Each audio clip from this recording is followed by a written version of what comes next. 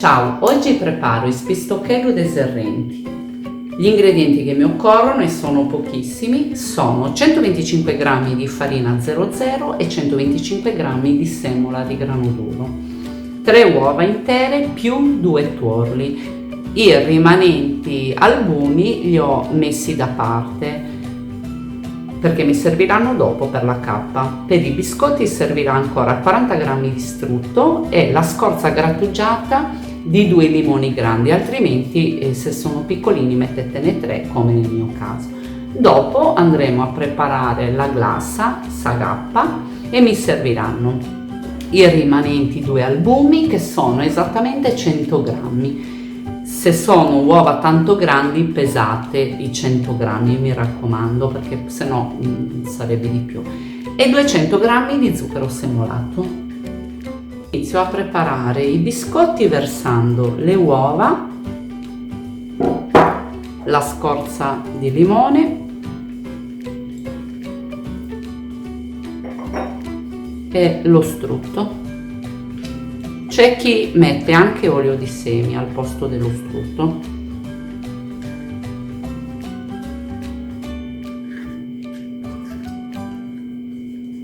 Inizio a dare una mescolata così con le mani, tanto poi andiamo a impastare aggiungendo anche la farina.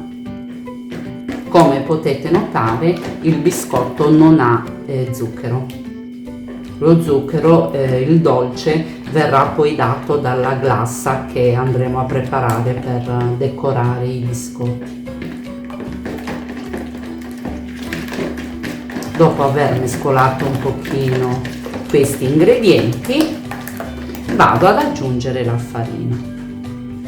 Attenzione, dipende sempre dalla grandezza delle uova e dall'umidità della farina stessa, potrebbe non bastare e magari se ne aggiunge una manciatina ancora, perché sennò possono venire troppo molli e non si riesce a dar forma ai biscottini, perché questi biscottini, la loro caratteristica è proprio quella delle forme, perché hanno delle forme particolari di animaletti come gatti, gallinelle, insomma hanno un po' di forme che li rendono oltretutto anche molto carini.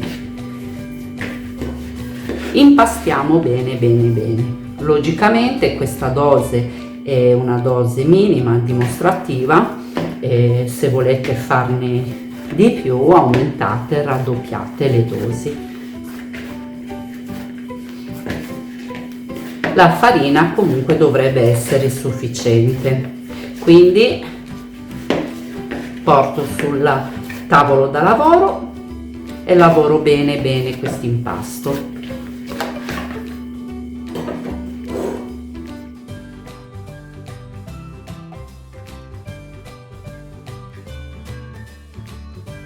Ora possiamo sbizzarrire la nostra fantasia e iniziare a creare i nostri animaletti con un coltello e una forbice che ci aiuteranno a dare forma ai biscotti.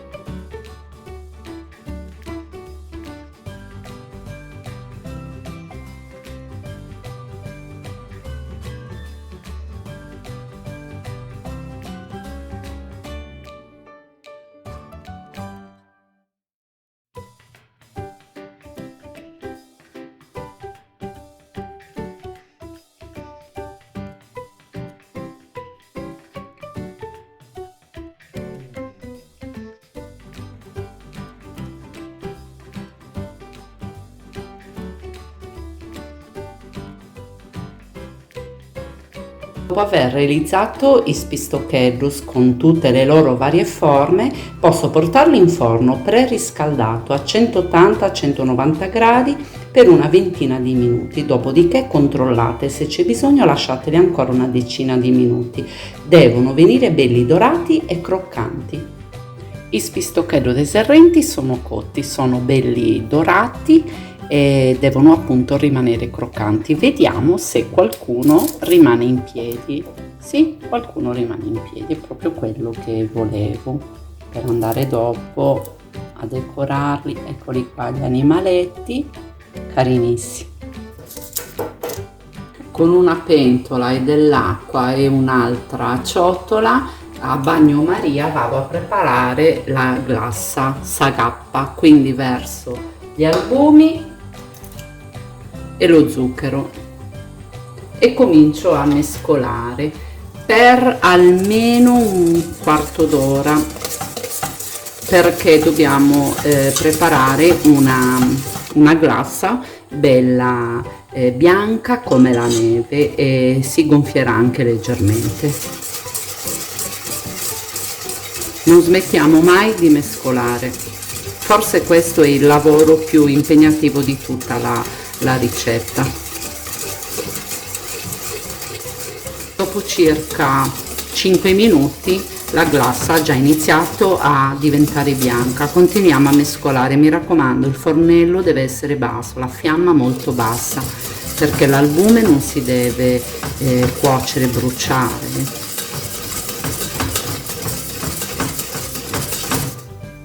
Quando la glassa è pronta deve avere questa consistenza e deve essere bianchissima. Lo zucchero è completamente sciolto, è bello liscio, è una glassa bella liscia. Ora possiamo spegnere il fornello e andiamo a incappare il nostro spistochetus. Ho iniziato a glassare i spistochetus con un pennello che non, mi raccomando, non deve perdere setole. Andiamo a glassare pian pianino tutta la superficie. Se non si riesce a farlo bene da tutti i lati, perché purtroppo lo si tocca con le mani, si va a farlo solo da un lato, si inforna per poi far asciugare questa glassa e dopo si rinforna nuovamente con glassa finita dall'altro lato. Mi raccomando, glassiamo bene, devono venire bianchi bianchi. Ogni tanto con un cucchiaio diamo una mescolata alla glassa perché tenderà comunque ad asciugarsi.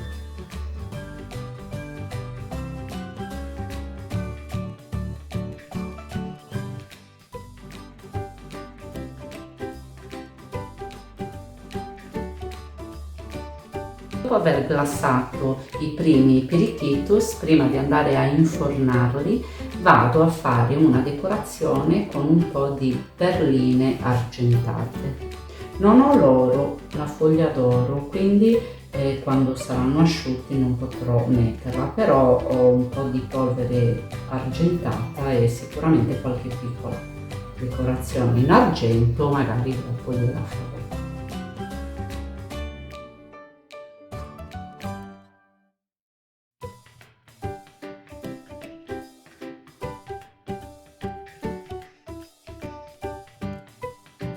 Possiamo andare in forno a 80-90 gradi fino a quando saranno completamente asciutti. Ogni tanto controllate, il tempo può essere una mezz'ora, un'ora, è molto indicativo.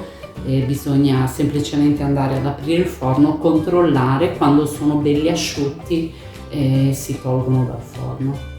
Gli spistochetus sono asciugati completamente e adesso che sono asciutti sono belli lucidi e lisci, si possono benissimo decorare ancora. Se avessi avuto la foglia oro potevo farlo con la foglia oro, ma visto che l'ho finita, mi sono dimenticata di ricomprarla, uso un po' di polvere argentata che ho in casa e vado a versare un po' di alcol, quello per gli alimenti, giusto appena un goccino per diluire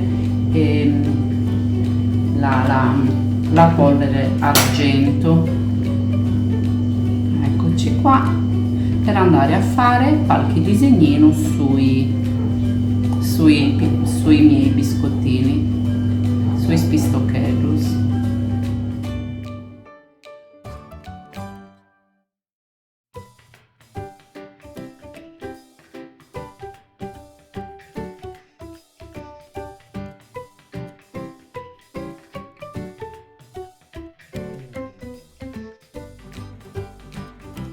I miei Spistochellus disserrenti sono pronti.